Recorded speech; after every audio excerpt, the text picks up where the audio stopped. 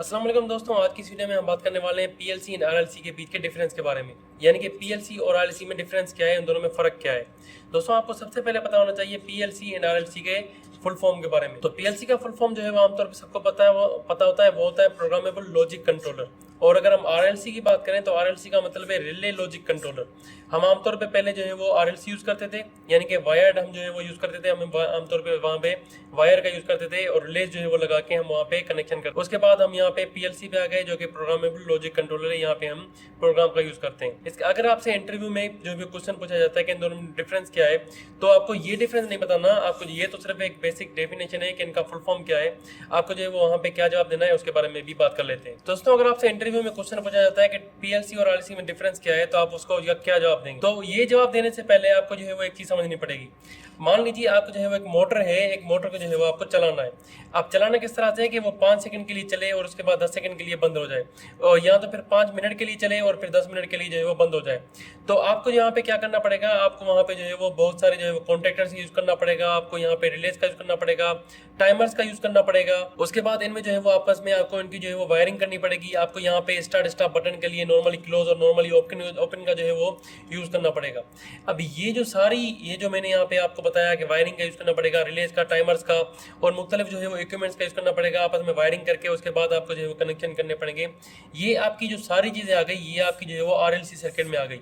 मतलब ये जो तरीकेकार हम आमतौर पर यूज करते हैं एक मोटर को चलाने के लिए, तो ये सारे जो इक्विपमेंट्स की जरूरत पड़ेगी एक मोटर को 5 सेकंड के लिए चलाने और 10 सेकंड बंद करने के लिए।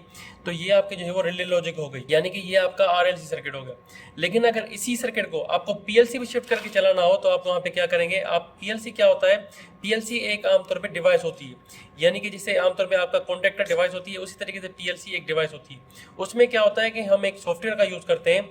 सॉफ्टवेयर क्या करता है कि ये जो सारे इक्विपमेंट्स आपने यहाँ पे आरएलसी में सर्किट में यूज किए हैं, वो सारे जो है वो यहाँ पे इसको ओमिट कर देता है।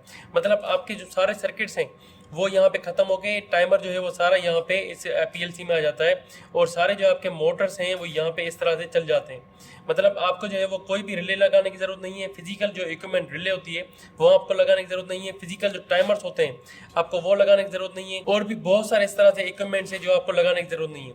लेकिन पीएलसी को आप जो है वो वायर करेंगे, सीधी बात है, उसको जो है वो आप 24 वोल्ट सप्लाई देंगे वहाँ पे, उसके बाद ये वर्क करेगी। लेकिन जो भी आप यहाँ पे कॉन्टेक्टर लगा रहे हैं, रिले लगा रहे हैं या टाइमर लगा रहे हैं, वो यहाँ पे आपको यूज करने की जरूरत नहीं। आप यहाँ पे सॉफ्टवेयर में प्रोग्राम फिट करेंगे कि ये मोटर जो है वो 5 सेकंड के लिए चले और फिर 10 सेकंड के लिए बंद हो जाए, उसके बाद फिर 5 सेकंड के लिए चले और कितना टाइम चले, ये सारी आप जो है वो इस प्रोग्राम में आप उसको फीड करेंगे और उसके बाद आपकी मोटर जो है वो ऑटोमेटिकली चल जाएगी।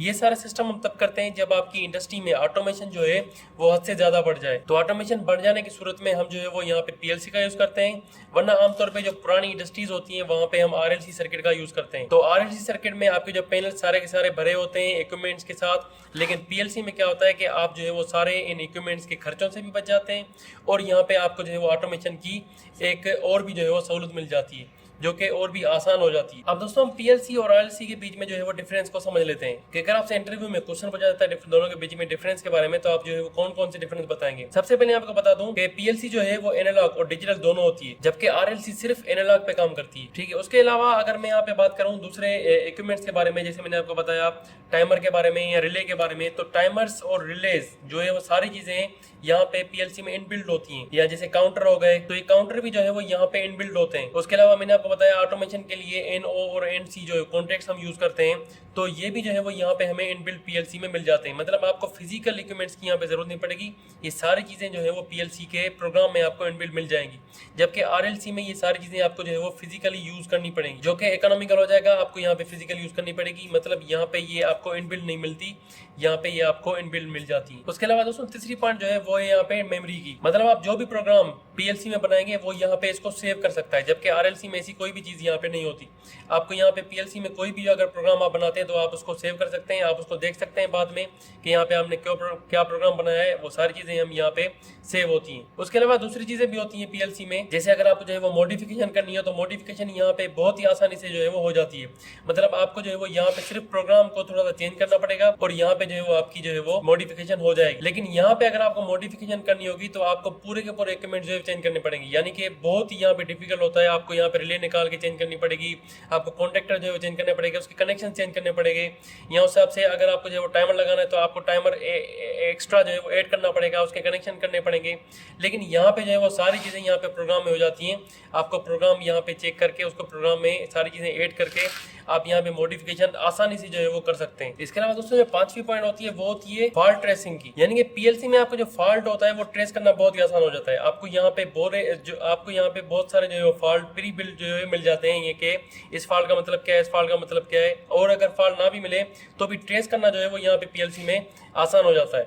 लेकिन अगर आरएलसी की बात करें तो बहुत ही इंतहाई जो है वो डिफिकल्ट यहाँ पे फॉल्ट ट्रेसिंग होता है। और आपको पता है कि इंडस्ट्रीज में जो है हमें जो है अगर कोई भी चीज़ बंद हो जाए तो उसको जल्द से जल्द फॉल्ट ढूंढ के उसको जो है वो रेडी करना होता है, जो चीज़ हमें पीएलसी में आसानी से मिल जाती है। जबकि हम अगर आरएलसी की बात करें तो यहाँ पे बहुत सारा टाइम कंज्यूमिंग है। उसके अलावा एक और चीज़ होती है पीएलसी और आरएलसी में डिफरेंस के बारे में, वो होती है आप उसकी जो है वो लाइफ। मतलब आपको पता है कि रिले लॉजिक में जो भी कॉन्टेक्टर्स यूज़ होते हैं या जो भी जो है वो रिलेज यूज़ होती हैं, उनमें जो है वो स्विचिंग होती रहती है। स्विचिंग का मतलब है कि वो ऑन ऑफ होते रहते हैं, और ऑन ऑफ होने की वजह से वहाँ पे जो है वो कार्बन जो है वो जम सकता है, उसमें जो है वो मेंटेनेंस की ज़रूरत ज़्यादा पड़ती है, वहाँ पे जो है वो जल्दी से ख़राब हो सकते हैं, वहाँ पे स्पार्क प्रोड्यूस हो सकते हैं, वहाँ पे हीट प्रोड्यूस हो सकती है, वो डैमेज हो सकते हैं। जबकि पीएलसी में ऐसी कोई भी चीज़ नहीं होती, वो सारा जो है वो प्रोग्राम पे काम करता है। तो उसकी लाइफ, एक तो उसमें माइक्रो कंट्रोलर यूज़ होता है जिसकी वजह से इसकी लाइफ जो है वो बढ़ जाती है, दूसरा उसमें जो है वो कोई भी स्विचिंग नहीं होती जो कि रिले लॉजिक कंट्रोलर में होती है, तो उस हिसाब से जो है वो इसकी लाइफ भी जो है वो बढ़ जाती है। दोस्तों ये कुछ बेसिक जो है वो डिफरेंसेस थे जो मैंने आपको यहाँ पे बताया, जो आप इंटरव्यू में बता सकते हैं। अगर आपको ये वीडियो समझ में आ गई और पसंद आई हो तो वीडियो को लाइक एंड चैनल को सब्सक्राइब जरूर कीजिएगा, साथ में बेल आइकन को प्रेस कर दें ताकि आपको नोटिफिकेशन मिलती रहे। Thank for watching. अल्लाह हाफ़िज़।